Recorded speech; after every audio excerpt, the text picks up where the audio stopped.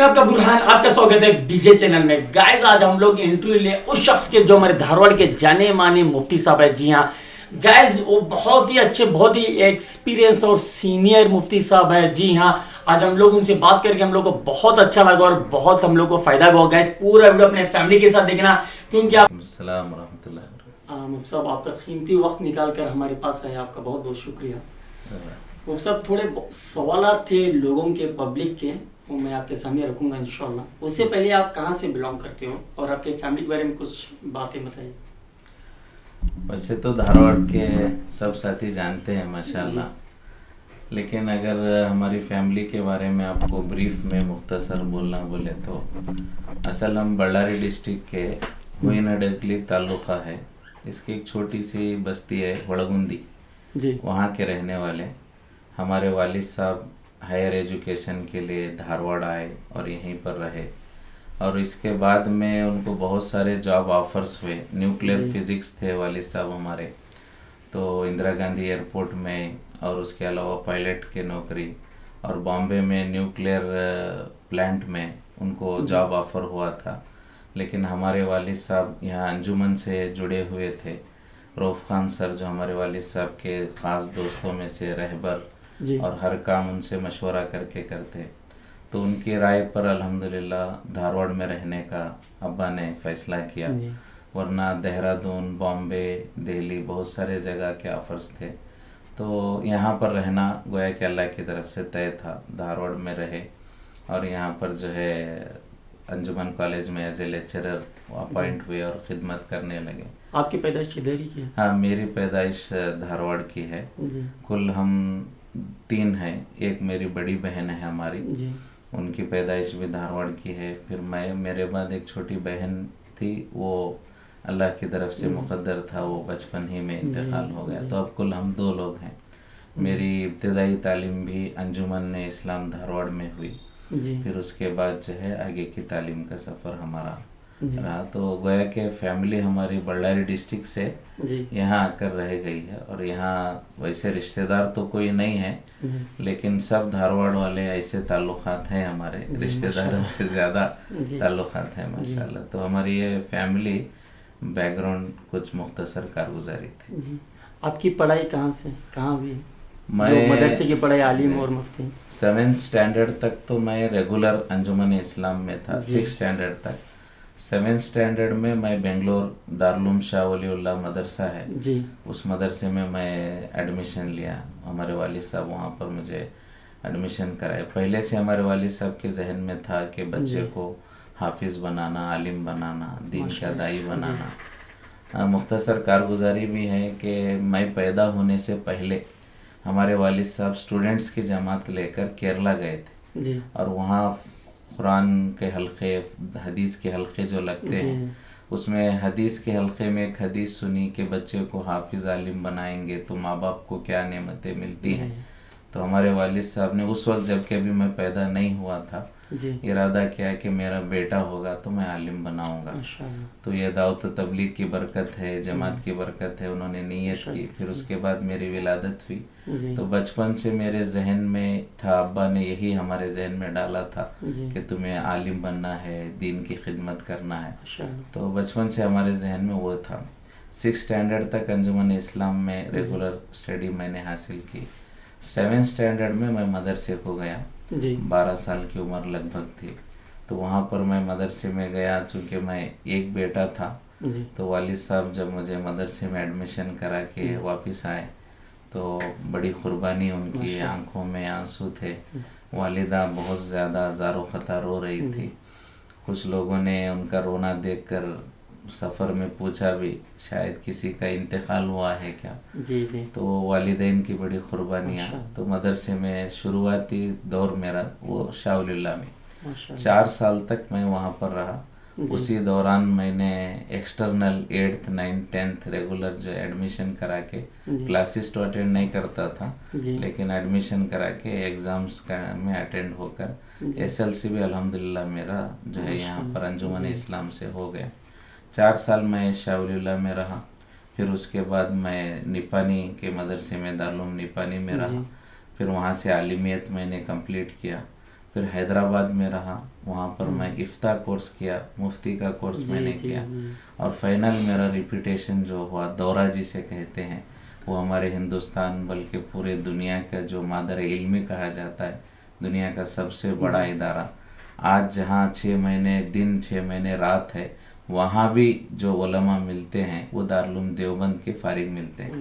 تو اس مدرسے سے جس کی بشارت حضور پاک صلی اللہ علیہ وسلم کے خواب کے ذریعے سے دی گئی، بنیاد رکھی گئی، اور یہاں تک کہ ہمارے اساتذہ سے بھی ہم نے سنا کہ وہاں جو بھی ایڈمیشن ہوتا ہے گویا کہ اس میں بھی اللہ کے نبی کی رضامندی شامل ہوتی ہے. تو اس مدرسے میں الحمدللہ پڑھنے کا موقع ملا، وہاں سے میں فارغ ہوا. تو یہ میرا سفر 4 سال بنگلور میں، 2 سال دارالعلوم نیپانی میں، اور حیدرآباد میں 2 سال دیوبند میں، کل میرا یہ تقریباً 10 سال کا عرصہ میرا رہا تعلیم کا. دیوبند مدرسہ جو ہندوستان کی سب سے جو بڑا مدرسہ ہے، وہاں پہ جانے کے لیے کچھ پرٹیکولر ایڈمیشنس یا سب کو سیٹ ملتی ہے یا کیسے ہے؟ نہیں، اس کا ایک سسٹم ہے، انٹرنس ایگزام ہوتا ہے. جی. جس سال میں گیا تھا انٹرنس ایگزام کے لیے، جی، تو اس سال جو ہے 10,000 بچوں نے ایگزام لکھا تھا، 2,000 بچوں کا اوورال ایڈمیشن ہوا تھا. اس میں جو ہے ابو 80% والوں کو ایڈمیشن ملتا ہے، جو انٹرنس ایگزام میں 80% مارکس لاتے ہیں انہیں ایڈمیشن ملتا ہے، اور جن کو 90% ملتا ہے ان کو بورڈنگ کے ساتھ میس کی بھی سہولت ملتی ہے. تو الحمدللہ میرا ابو 90% تھا، تو بورڈنگ کے ساتھ میس کی فیسلٹی بھی مجھے وہاں پر ملی تھی، اور وہاں پر تعلیم حاصل کیا. بڑا اچھا ماشاءاللہ بڑے بڑے اساتذہ سے سیکھنے کا موقع. سب لوگوں کو چانس نہیں ملتا ادھر پہ، جو ذہن جس کا اچھا ہے وہی لوگ ادھر جا سکتے ہیں. ہاں، یہ کہہ سکتے ہیں کہ سب سے پہلی بات تو اللہ کی طرف سے قبولیت ہو کہ اللہ قبول کرے، پھر اس کے بعد والدین کی دعائیں ہوں، اور پھر طلبہ میں بھی شوق ہو محنت کرنے کا، جذبہ کرنے کا. تو سچی طلب ہے تو انشاءاللہ داخلہ مل جائے گا. لیکن کمپٹیشن تو ہے، بہت کمپٹیشن تو رہتا ہے، ہر وقت ہر سال کمپٹیشن رہتا ہے. آپ کے کتنے اولاد بچے ہیں؟ میرا 2008 میں فارغ ہو کے آیا جی، تو 2012 میں میرا نکاح ہوا جی، بیجاپور میں. 2011 میں 12 میں جی، آپ کے نکاح میں تھا، میں آیا تھا. وہی جماعت سے 40 جماعت گیا تھا چلے کی. جیسے آیا ایک ساتھی تھے، کیونکہ ہمارے مفتی صاحب کی جو نکاح ہوا تھا ایک پٹھان ہال میں، ولیمہ پٹھان ہال میں ہوا تھا. لیکن ادھر پہ ابھی جو آلموسٹ ہم لوگ ابھی دیکھتے ہیں کہ سسٹم کیسا رہتا ہے، ڈائننگ ٹیبل رہتا ہے، چیئر سسٹم رہتا ہے. مفتی صاحب کا سسٹم ایسا تھا، نیچے دسترخوان بچھائے تھے. وہ آج ہی تک دھارواڑ میں نہیں ہوا. صحیح ہے نا مولانا جی؟ وہ ہمارے بہت سارے دوست ساتھی جماعت کے خدمت میں ساتھ رہے، ان کے ساتھ دینے سے یہ ممکن ہو سکا. ماشاءاللہ جو ہے اجتماع میں جیسے کھانے کے زون ہوتے ہیں، نیچے بیٹھ کر پاک صاف کے ساتھ چپل چھوڑنے کے لیے ایک الگ جگہ بنائی گئی تھی، نیچے بیٹھ کر کھانے کے لیے، اور 80% لوگوں نے الحمدللہ نیچے بیٹھ کر کھائے. اور اس میں جلدی بھی فارغ ہوا مجموعہ، اور سنت کے مطابق جو ہے شریعت کے مطابق بیٹھ کر کھانے کا موقع ملا. جن کو عذر تھا، کچھ مجبوری بھی تھی، ان کے لیے بھی مختصر تھا، لیکن جو ہے 80% لوگ الحمدللہ نیچے بیٹھ کر کھائے، اور ہمارا جو نظام تھا اس سے بڑے خوش رہے. آپ اپنے بیٹوں کے بارے میں کچھ بول رہے تھے، کتنے ہیں؟ اب میرے جو ہے فرسٹ بڑی لڑکی ہے ماشاءاللہ، بشرا اس کا نام ہے، ابھی 5th اسٹینڈرڈ میں ہے اور حفظ کر رہی ہے. 5th اسٹینڈرڈ کے ساتھ ساتھ 8 پارے الحمدللہ اس کے حفظ ہو چکے ہیں. ہاں، اس کے بعد دوسرا لڑکا ہے 4th اسٹینڈرڈ میں ہے، احمد سعید ہے. تو اس نے اس سال اسکول ڈراپ کیا تھا، تو اسکول میں ایڈمیشن تھا لیکن ریگولر کلاسز اٹینڈ نہیں کر رہے تھے. کیوں مولانا؟ تو حفظ کے سلسلے سے ماشاءاللہ جی، تو اس کے 8 پارے ہوئے ہیں. اور تیسرا لڑکا ہے جو محمد ابرار ہے، 3rd اسٹینڈرڈ میں ہے، لیکن اس کا ذہن ماشاءاللہ اچھا ہے. تو 1 سال اس نے جو ہے گزشتہ رمضان سے اب تک یعنی 10 مہینوں میں 25 پارے اس کے الحمدللہ حفظ ہو چکے ہیں. اور انشاءاللہ رمضان کے بعد اس کی جی، اللہ اکبر، ماشاءاللہ رمضان کے بعد انشاءاللہ اس کی دستار بندی بھی کرنے کا ارادہ ہے. الحمدللہ बड़ा अच्छा जहन है माशाल्लाह। और सबसे अहम बात यह है कि मैं, ये मसला मेरी फैमिली का है, जी। लेकिन सब लोगों को एक बात सही है। तरगीबी जी, और एक जी। हिदायत देना जी। चाहता हूँ कि इसमें असल जो मेहनत है घर में, वो माँ की मेहनत है। बेशक बेशक। इसलिए कि मैं मुफ्ती हूँ, जी। सही बात है, लेकिन मेरे बहुत सारे तकाजे, मदरसा है, फिर लजनतुल उलमा है, दावत व तबलीग है, जी। बहुत सारे तकाजे, स्कूल है, जी। लेकिन वक्त नहीं दे पाता मैं घर में ज़्यादा। तो ये जो तीनों बच्चे मेरे जो हिफ्ज़ कर रहे हैं और यहाँ तक जो पहुँचे हैं, जी। तो इसमें 90% मेहनत उनके वालिदा की है। माशाअल्लाह। और जिन घरों में औरतें दिल पर लेती हैं, बेशक। बच्चों की तरबियत आसान हो जाती है। हाँ, मर्द फिक्र करे, औरतें साथ न दें तो नहीं होता। तो अल्हम्दुलिल्लाह इसमें घर में हमारे घर वालों का मिजाज के 8-10 घंटे जो है काम काज के अलावा 8-10 घंटे बच्चों के साथ कुरान पढ़ाने में जी उनके लगते हैं। तो माशाल्लाह ये तो उनकी तालीम कैसे मुफ्त? जैसे बच्चों के अभी 25 पारे कंप्लीट किए, उनकी तालीम किसने मतलब उनके अम्मी? सुबह फजर की नमाज को वो मस्जिद आते हैं जी। हमारे बच्चे, फजर की नमाज को फुरखानिया मस्जिद आते हैं जी। 10:30-11 बजे तक मस्जिद में मौलाना के पास, इमाम साहब के पास जो है हिफ्ज़ करते हैं। अच्छा। तो उसके बाद घर में आके आराम करते हैं। ज़ोहर से असर तक घर में हमारे घर वाले बहनें, बच्चों की वालिदा वो असर तक पढ़ाती हैं। जी। फिर असर से मगरिब तक बच्चों को थोड़ा खेल कूद वगैरह छोड़ देते हैं। मगरिब से फिर बच्चे मस्जिद आ जाते हैं, मगरिब की नमाज मस्जिद में पढ़ते हैं, तो इशा पढ़कर घर पर जाते हैं। तो फजर बाद 3-4 घंटे, मगरिब के बाद 2-2.5 घंटे बच्चे मस्जिद में रहते हैं, तालीम हासिल करते हैं। और दोपहर का 2-3 घंटे का वो वालिदा के पास हिफ्ज़ करते हैं। माशाल्लाह। तो आपकी तरफ से कुछ, आपके पास बच्चे नहीं पढ़ते, कुछ आपकी तरफ से? मैं उनका दौर वगैरह सुनता हूँ, सबक तो उमूमन सुनने का मौका नहीं होता। जो वो दौर वगैरह, पिछले पारे वगैरह याद किए हुए सुनाते रहते हैं, तो कभी कभार उनको सुन लेते हैं, लेकिन अक्सर वो उस्ताद के पास पढ़ते हैं और घर में पढ़ते हैं वालिदा के पास। जी।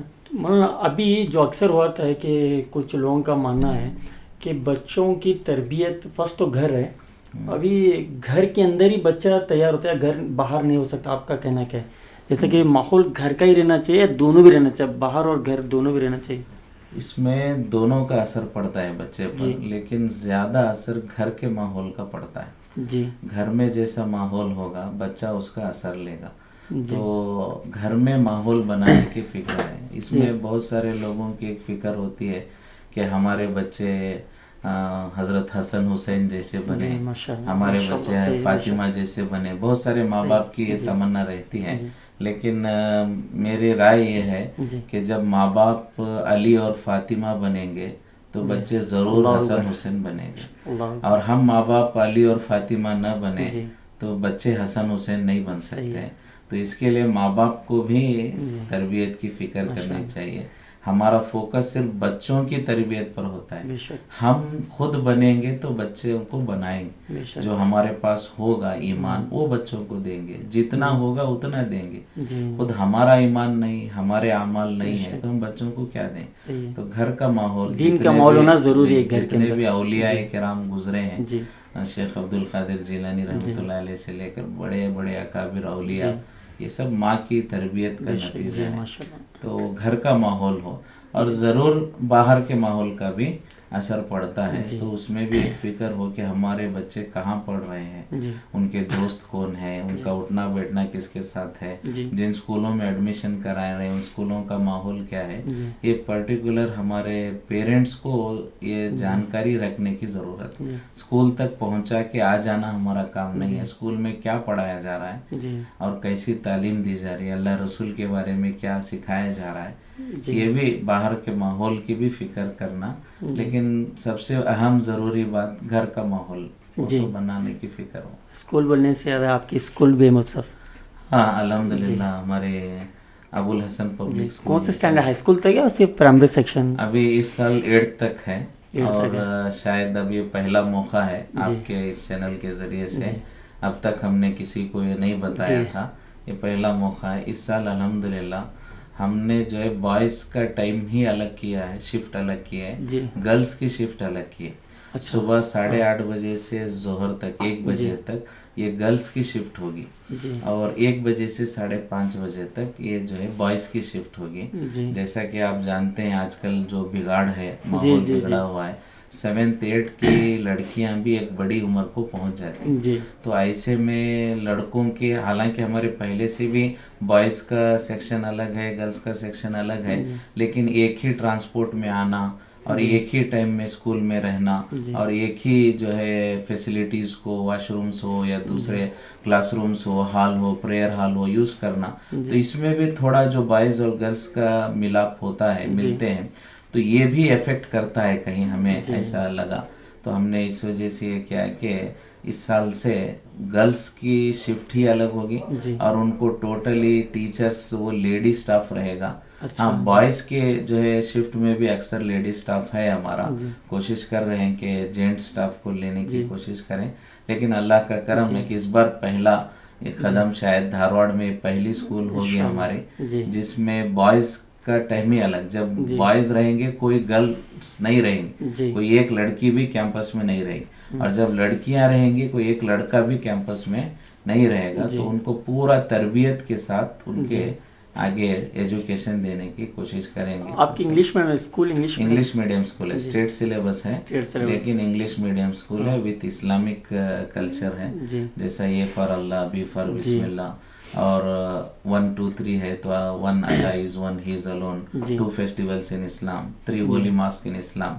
تو 1 2 3 پورا جنرل نالج اور سلیبس اسلامک بیس کے ساتھ چلا. تو اس میں سبجیکٹ اردو اور عربی بھی رہے گا یا؟ ہاں, اردو اور عربی سبجیکٹ اردو ہے, اور عربی سبجیکٹ میں اسلامیات بول کے ہے ہمارا, اسے اسلامیات بولتے ہیں. اردو سبجیکٹ ہے اور اسلامیات ہے. تو اسلامیات میں عربی گرامر بھی آ جائے گا انشاءاللہ, اور اسلامک فنڈامنٹلس بھی آ جائیں گے. جی, ہمارے دھارواڑ میں ابھی فی الحال کو تو ایسے بہت سارے اسکولس دیکھ رہے ہیں, ابھی ایسے اسکول نہیں ہے جو اسلامک اسکول ہو, ابھی کچھ 2-4 آئے ہیں, لیکن آپ کا جو انٹینشن ہے جو کرنے کا یہ ماشاءاللہ بہت اچھا. ہمارا مین مقصد جو ہے, ہمارا جو فرینچائز ہے بھٹکل سے, ہمارا ایک سلوگن ہے, اسکول بہانا ہے ایمان نشانہ ہے.